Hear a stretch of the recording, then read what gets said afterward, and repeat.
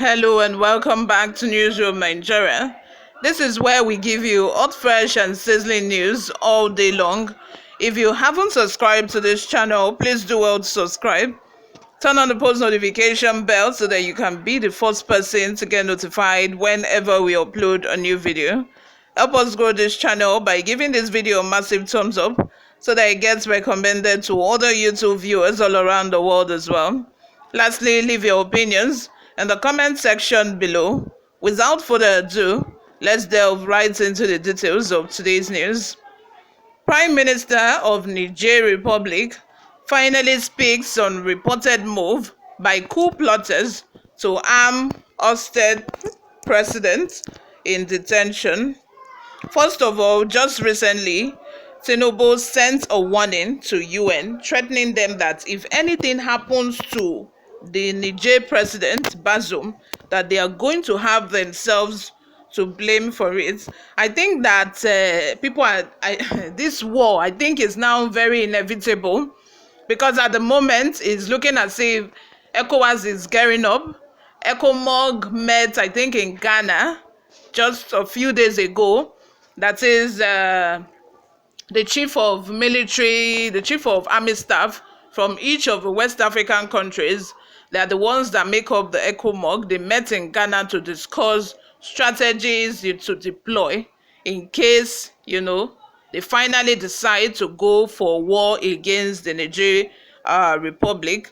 And at the same time, we also heard that the coup plotters in Niger have also made sure that their families are being taken to Dubai and, other countries far away from Niger, just to, make sure that their country is safe. But the question now is, what about, the normal average Nigerian in Niger who lives in Niger, who do not have money to take, their families out of the country? What are they going to do? Or let's also talk about those Nigerian states that share border with Niger. Automatically, Nigeria is going to be affected. Let's just prepare and get ready for lots more refugees in Nigeria, because they are going to automatically run to Nigeria, and we have no option than to accommodate them, since, we caused the war in the first place. Anyway, let's go into the details of today's news, guys. Zen, in an interview with the New York Times, said nothing will happen to him because we don't have a tradition of violence in Niger. He made clear the new leaders of Niger have no plans to collaborate with Russia or the Wagner Group backed by Kremlin. However, the New York Times highlighted the coup leaders' reported actions, which included cutting off water and electricity to Bazoum's residents and alleged threats to his life. Amid these reports, the president of Nigeria, Bola Tinubu, warned of great consequences if Bazoum's health deteriorates. At the UN, concerns over Bazoum's health and status prompted inquiries from the media. The spokesman to the Secretary General of the UN, Antonio Guterres, Stefan Dujarric, said, "I've spoken to someone who speaks to him regularly, and yes, as far as we know, we have no indication to say that he's not alive. So as far as I know, he's alive." Zain, who was appointed Niger's Prime Minister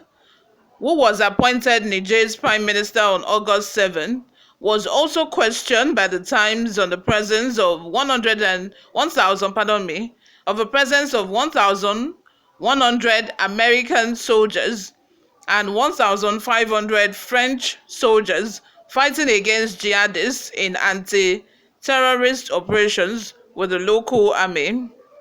Zain, a French-trained economist who had served as finance minister in a previous administration, said, "The moment will come to review such military partnerships while praising the extremely reasonable position of the White House in trying to resolve the crisis through diplomacy rather than force."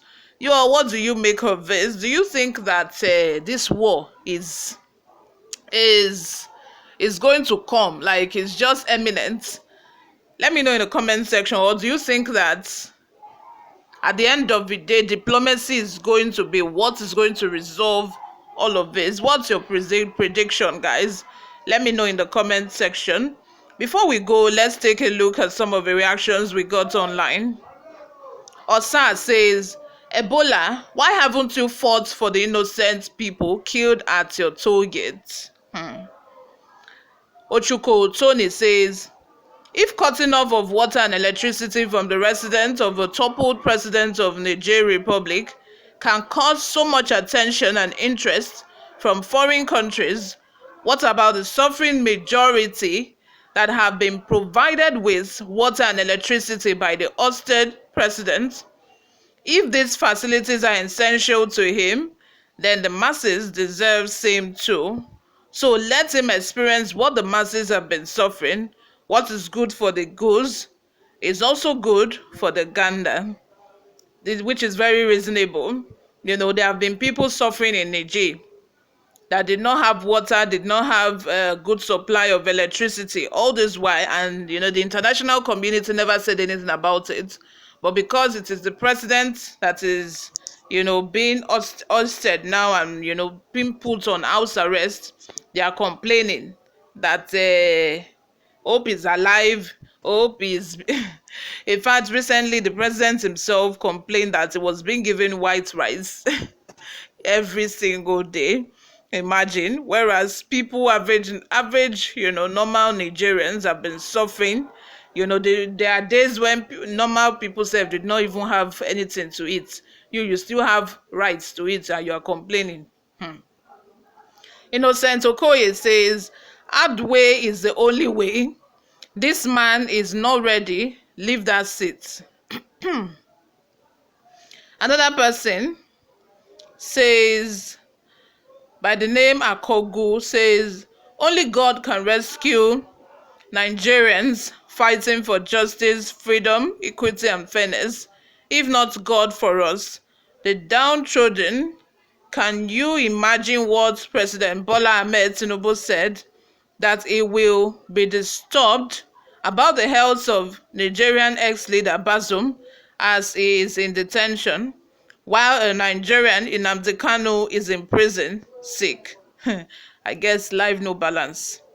Fabumi Tokpe says, "I think Tinubu should let his clarity to start at home before ending abroad. He should release Nnamdi Kanu, who's been ordered for release over a year ago by a court of competent jurisdiction. We have life no balance anyway. We have Nnamdi Kanu in prison who was just clamoring for freedom for the Igbo people. He wanted Biafra for his people. And here on the other hand, you have President Bazoum, who have not been a good leader to his people and is in detention now. You are more concerned about someone who is not even your kinsman, who is not even from your country. You want him to be released, but the one that you kept in prison, you don't want him to be released. You guys, let me have your opinions in the comment section. Subscribe, guys, if you haven't. Thank you very much for always listening and watching. I love you all. I'll see you in my next video. Bye for now.